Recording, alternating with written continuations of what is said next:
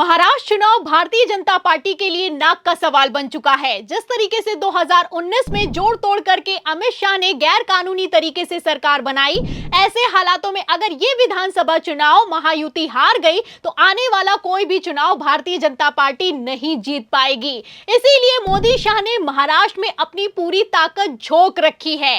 आपको बता दें, पहले खबर निकलकर सामने आई कि गृह मंत्री अमित शाह की तरफ से शिंदे के विधायकों को 50 करोड़ रुपए ऑफर किए गए और महाराष्ट्र की सरकार को गिरा दिया गया। वहीं अब चुनावों के बीच खबर निकलकर सामने आई है कि ऑफर दिया जा रहा है। ऑफर यह दिया जा रहा है कि 53 करोड़ दो और 63 सीटें जीत लो। इतना ही नहीं, हैकर ने तो यहां तक दावा किया है कि उसके पास महाराष्ट्र की विधानसभा चुनावों की 288 सीटों में से 281 का एक्सेस है। जी हां, जब से ये खबर निकलकर सामने आई है उसके बाद से तो बवाल खड़ा हो गया है। तो फिलहाल चुनाव के आयोग कैसे फंस गया है और कैसे हैकर ने ईवीएम लाइव हैक करके दिखाई है, आपको बताएंगे, वीडियो पर भी आएंगे। लेकिन उसके पहले आप बिग ब्रेकिंग देखिए जिसने बवाल खड़ा कर दिया है। सबसे पहले आप खबर देखिए आज तक की। देखिए, इसमें लिखा हुआ है कि 53 करोड़ दो और 63 सीटों की ईवीएम हैक कर देंगे। महाराष्ट्र चुनाव में महाविकास अघाड़ी सांसद को हैकर का ऑफर। तो ऑफर निकलकर सामने आया है, खबर निकलकर सामने आई है और जब से ये खबर निकलकर सामने आई है उसके बाद से हड़कंप मच गया है। आप देख सकते हैं कि महाविकास अघाड़ी गठबंधन के वरिष्ठ सांसद को ये ऑफर दिया गया है। अब एमवीए को ऑफर दिया गया है तो भेद खुल गया है। अगर कहीं ये ऑफर महायुति या फिर यूं कहें एनडीए को दिया गया होता तो क्या होता, आप समझ सकते हैं। फिलहाल मैं आपको बता दूं कि एक हैकर है जो कि अमेरिका में रहता है, नाम है सैयद शुजा। इसने 2019 में बाकायदा प्रेस कॉन्फ्रेंस करके बताया था कि किस तरीके से ईवीएम को हैक किया जा सकता है। अब यही हैकर महाराष्ट्र चुनाव में नेताओं को फोन कर रहा है और फोन करके चुनाव जीताने का लालच दे रहा है। खबर में देखिए आगे आज तक की लिखा भी हुआ है कि अमेरिकी रक्षा विभाग की तकनीक का इस्तेमाल करके ईवीएम हैक करने का दावा करने वाला सैयद शुजा महाराष्ट्र के नेताओं को फोन कर रहा है और उनकी पार्टी को ईवीएम हैक करके चुनाव जिताने का लालच दे रहा है। उसका दावा है कि वह अमेरिकी रक्षा विभाग में कॉन्ट्रैक्ट पर काम करता है। तो ये खबर निकलकर सामने आई है और जब से ये खबर निकलकर सामने आई है उसके बाद से बवाल खड़ा हो गया है। आपको बता दें, महाविकास अघाड़ी गठबंधन के वरिष्ठ सांसद को इस हैकर की तरफ से फोन किया गया और जब ये खबर निकलकर सामने आई तो बाकायदा आज तक की टीम ने सांसद के सचिव के तौर पर इस हैकर से बातचीत की है। अब जब बातचीत की है तो उसके बाद बड़ा खुलासा हुआ है और इस खुलासे में हैकर जो है सैयद शुजा, उसने खुद बताया है कि किस तरीके से वो ईवीएम को हैक करेगा, किस तरीके से उसके पास महाराष्ट्र चुनावों में 288 सीटों में से 281 का एक्सेस है और तो और 53 करोड़ लेकर 63 सीटों को जिताने का दावा भी किया गया है।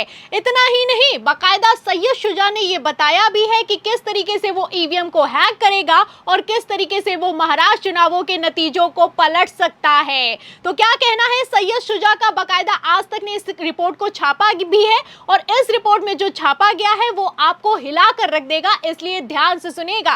देखिए, खबर में आगे लिखा भी हुआ है कि शुजा ने क्या कहा रिपोर्टर से।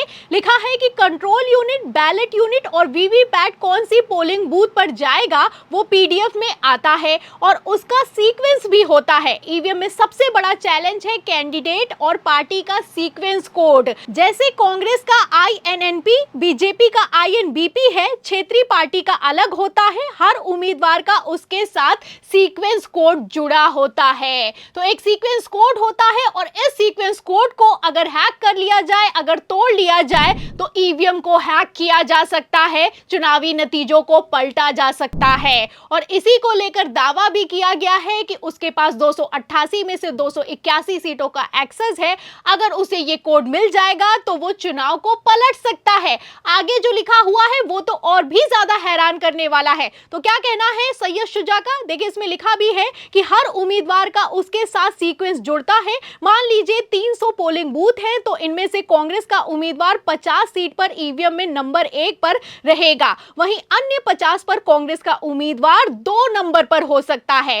अब अगर मैं 100 मशीनों पर एक साथ काम करता हूं तो मेरे हाथ से बीजेपी जीत जाएगी। तो ये नहीं चाहता मैं, अगर मेरे पास वीवीपैट की डिटेल है तो मैं उससे बटन पर कौन सा उम्मीदवार उम्मीदवार है वो पता कर सकता हूं।